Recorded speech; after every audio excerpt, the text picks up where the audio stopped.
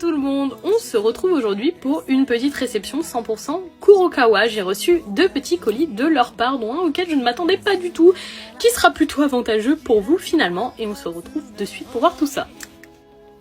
J'ai tout d'abord reçu le 8e tome en édition collector de la part de Kurokawa. Je ne savais pas qu'ils allaient me l'envoyer, donc j'avais pris le devant et je l'avais acheté chez Le Citre. Donc j'en ai un en trop, vous savez ce que ça signifie. Il y aura un petit concours si ça vous tente, et si ça vous tente pas, je donnerai une copine à moi. Et voilà, donc dites-moi si vous voulez gagner ce petit collector, certains d'entre vous ne l'ont pas eu ou aimeraient l'avoir et ne l'ont pas particulièrement acheté, et on fera un petit concours.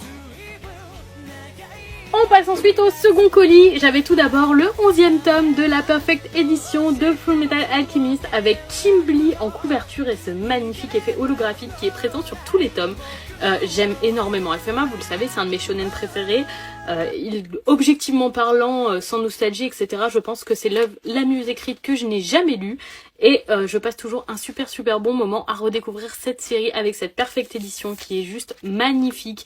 L'édition est hyper qualitative, on a des pages couleurs en début de tome, enfin bref, vraiment j'adore, juste sublime. Et vraiment, si vous n'avez jamais découvert FMA, profitez de cette superbe édition pour le découvrir. Et si comme moi vous êtes fan d'FMA, vous voyez bien cette édition, elle vaut vraiment le coup quoi. J'ai ensuite reçu le 3e tome de Oshinokoi que j'attendais avec grande impatience. Vraiment, les 2 premiers tomes de ce manga m'ont scotché.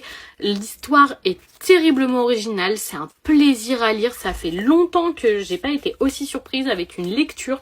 Je pense que cette série va être un gros coup de cœur pour moi si elle continue à être dans cette lancée, parce que vraiment les 2 premiers tomes étaient incroyables. J'ai trop hâte de lire ce 3e tome et de voir ce qui va se passer parce que tout dans ce manga me plaît.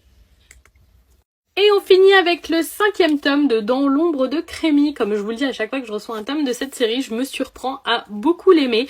Normalement, les rééditions comme ça de vieilles séries entre guillemets des années 80, il y a trop de clichés, ça ne me plaît pas, typiquement comme Yawara que je n'ai pas du tout apprécié.